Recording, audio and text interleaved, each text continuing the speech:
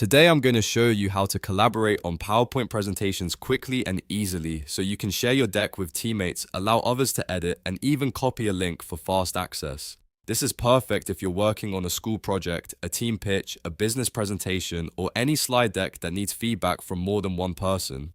And if this tutorial helps you out, make sure to hit that like button and subscribe for more simple software tutorials just like this. Let's jump right in. First, open your PowerPoint presentation in the browser. In this case, we're using PowerPoint Online, which makes collaboration easy because everything is saved and shared through the cloud. Once your presentation is open, look toward the top right area of the screen and find the Share button. This is the main option you'll use to invite other people and control who can access your file. Go ahead and click Share.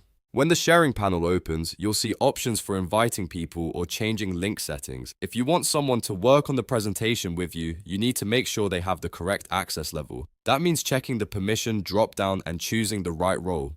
Now click the drop-down where access is set. This is where you can control whether the person can only view the presentation or whether they can actually make changes. For collaboration, you'll usually want Can Edit selected. That allows your teammate, classmate, or coworker to open the file and work directly in the slides with you. After selecting Can Edit, type the email address of the person you want to invite. Make sure the email is correct because this is how PowerPoint sends them the invitation. Once the email is entered, click Send. PowerPoint will send the invite and the other person can open the presentation from their email or from the shared link. If you want to share the presentation more broadly, there's another simple option. Go back and click Share again. Then choose Copy Link. This is useful when you want to send the presentation through chat, email, or a project management tool instead of entering every email one by one.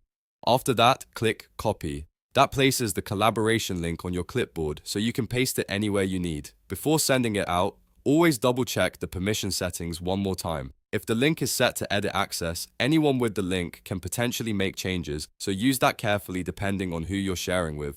And that's really all there is to collaborating on PowerPoint presentations. You can invite people directly by email, give them edit access, or copy a shareable link for quick collaboration. This makes it much easier to work as a team without emailing different versions of the same file back and forth. If this video helped, please give it a thumbs up, subscribe to the channel, and turn on notifications so you don't miss the next tutorial. Thanks for watching, and I'll see you in the next one.